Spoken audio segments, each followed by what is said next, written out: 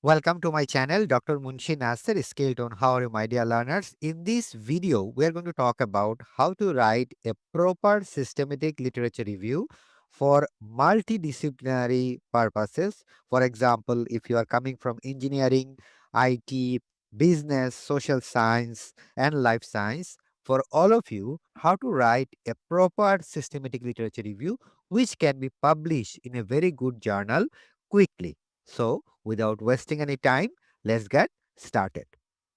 My dear learners, this is the sample of how to write a systematic literature review for a good quality journal publication. It might be published in a Q2, Q1 journal, and these are the important steps and also important ingredients that you need to put in your systematic literature review.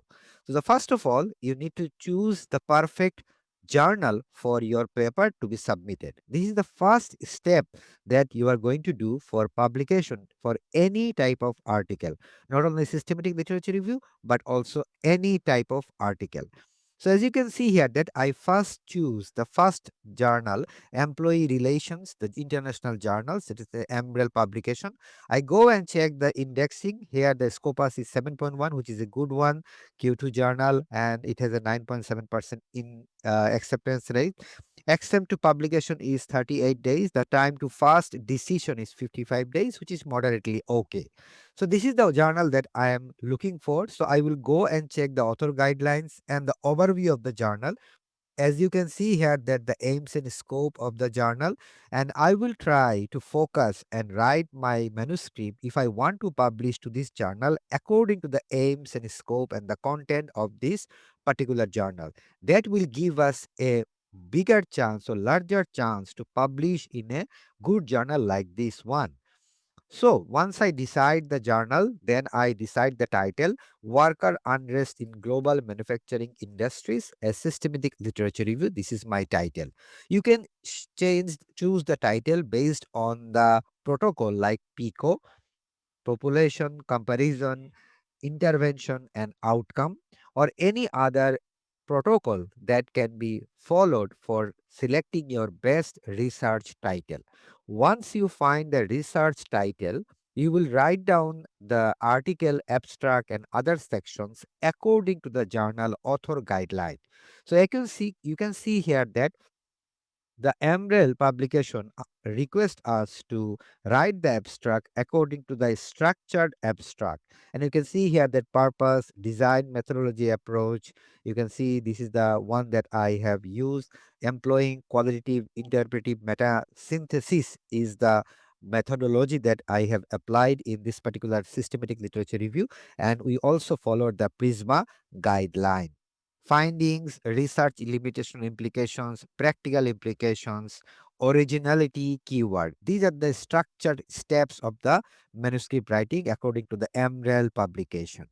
Then you start writing in the introduction. So introduction you can write later on once you find out your result of the systematic review. However, for the simplicity, I am showing the structure of a manuscript that can be published in a good journal. So you can follow the same way to write your own manuscript.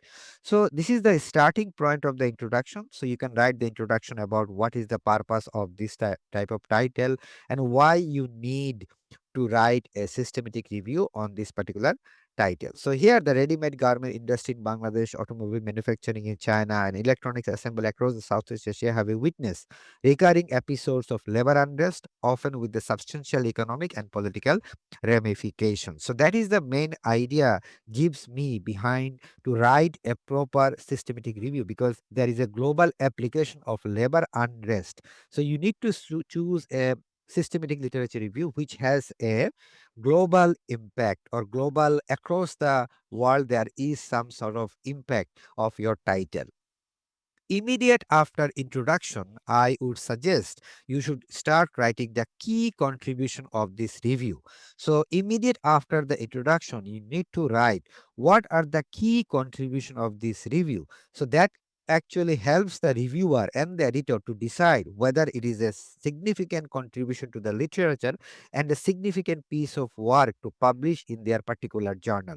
So you can see here that the first comprehensive synthesis of the worker Andres research. This is my first contribution. It is the first comprehensive synthesis of worker Andres research. Second, identification of critical research gap, then integration of pre and post pandemic scholarship, then multi stakeholder implication of framework. Likewise, I have also developed what are the methodological and theoretical roadmap that my research contributes to this particular journal and overall the literature review. So if you go down, the third step, which is immensely important and the secret technique for you to write a systematic literature review in order to publish in a good particular journal. So this is the benefits for masters and PhD student, because you see the journal wants to sell your systematic literature review to the universities, and the university students, particularly masters and PhD students, are looking for a comprehensive systematic literature review paper that they can follow and cite their own work. So if it is beneficial for masters and PhD students, your work, then the journal will happy to publish and the university will happy to pay journal to get your research article quickly. So that is a very good strategy and win-win situation. So in order to get that strategy, in my opinion, you need to write benefits for masters and PhD student as a section in your systematic literature review, whether you are writing from engineering, life science, business, social science, any other discipline. This is very important. So what I am trying to highlight here, comprehensive theoretical foundation they can write from following my article. Then methodological guidance is there, so they can follow the guidance and models to follow my article and then write their own research article or master's thesis or PhD thesis. Then ready-made research gap identification, so meaning that the research gap is already exist from my research paper. I already identify few research gap for them, and masters and PhD student can easily pick one of these important gap in order to write their own thesis and masters and PhD article write up. And then firstly, comprehensive literature foundation. So they no need to go here and there. They can refer to my manuscript in order to get a comprehensive literature foundation. So these are the important, and not only this, on top of it also publication strategy development. So they can also follow my manuscript in order to publish in the next article from their master's thesis or PhD thesis. So this is a complete guideline for masters and PhD student. So you need to write how your manuscript help them, so that this paper, your publication, can be easily published by the journal, because they know it has a demand by the students of masters and PhD across the world, all the universities. So this is very important. Then you can start writing the research objective. You can give a table, research question 1 2 3 4 5 6. In my opinion, research question is more important than the objective, so you can put the research question like this way. Then follow the research methodology. You can write the research design. In here, I use qualitative interpretive meta synthesis. It is a rigor approach for synthesizing qualitative research finding to generate new theoretical insights. So it's a grounded theory. It is a grounded theory. So you can follow this piece of methodology in your own work by collecting the data and build up a grounded theory from this particular research, literature review research. So, and then also you can follow the PRISMA, preferred reporting items for systematic review and meta analysis. So, you need to follow a proper PRISMA guideline in order to design your manuscript for systematic literature review. Then also data retrieving strategy, how you are collecting your data, which database that you have used to collect your data. For instance, in this case, I have used search term and Boolean contribution like worker unrest or labor unrest or labor unrest strike, like this. And you can see that these are the important areas where I can search, like labor action, worker term, like this way. Screening and selection criteria. Here you have to write your inclusion criteria and exclusion criteria. Which articles, which important things that you include, like data analysis, time frame, and all those things. And which are the important things that you are leaving, that you don't include in your research. Then you have Prisma flowchart diagram. This diagram you need to show the reviewer that you know the Prisma very well. You can see here the record identification through database screening, Google Scholar, Mendeley, search VSET gateway. These are the important area where I can search my research article and get the research articles download. Then I made a screening over 329 articles, and from there duplicate, removed, and records and everything. So most of the article when I end up, we have workforce not about work unrest, 132 among them, 68 are manufacturing contest, 47 are empirical studies. Then we have eligibility according to our setup eligibility inclusion and exclusion criteria. Then we have included synthesized information. So total studies reviewed is 56 finally. So this is the Prisma flowchart diagram for systematic study selection process. Then you collect the data, then you write your findings, characteristics of review studies. What are the characteristics that you have downloaded the articles?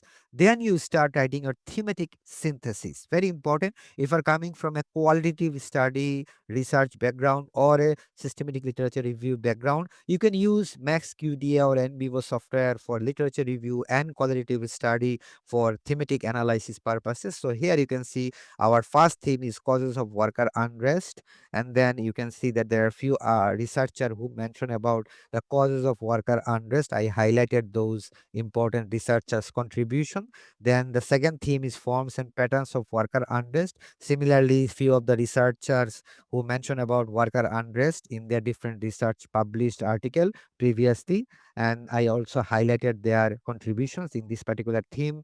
Same goes to role of industrial relation actors. So I discuss every contribution of the researchers who are already published on this topic, theme by theme. Okay, you have to do the same thing, theme by theme. Also, in the qualitative study case, when you are writing your qualitative study, you write theme by theme. Under the theme, what are the responded, like interviewers talk about the research question, you can add it to that. Likewise, in the systematic literature review, what are the authors previously contributed in this particular topic, and you put them inside the theme. So every theme and whatever corresponding authors contributed accordingly, you write in the theme under the theme. So once you have it, then you write a common discussion section where you can discuss about a triangulation. You have to make a triangulation, like how your thematic analysis amalgamate or match with the research question. Very important step or final step. So here, conceptualization of worker unrest. This is our research question one, and I triangulate what are the important thematic analysis under this research question. Then our research question two, research question three, accordingly research question six. In each research question, what are the findings under the thematic analysis? I try to connect these two under the triangulation of discussion. Once I have finished it, I introduce what are the research gap I have identified for the future researchers. So that is very important steps that you need to mention in this particular section number 8. And these are the important research gap identification. I list down those gap, and finally I have concluded as synthesizing outcome or findings of my research. Once I have done it, this is my list of references, and if you are using AI, in that case you can acknowledge how much percentage of AI that you've used to build up your systematic literature review of the manuscript. So this is how, if you follow a proper systematic literature review writing steps for any from coming from any discipline, your paper will be published very very soon. Remember, my dear learners, first you need to choose a proper journal where you are targeting to submit your manuscript, and then accordingly journal guideline and the overview of the journal's aims and scope, you need to design your manuscript. If you do that and follow my steps, you will have a very good publication in no time. Thank you so much, my dear learners, for your patient hearing. I will see you in the next tutorial. Bye bye.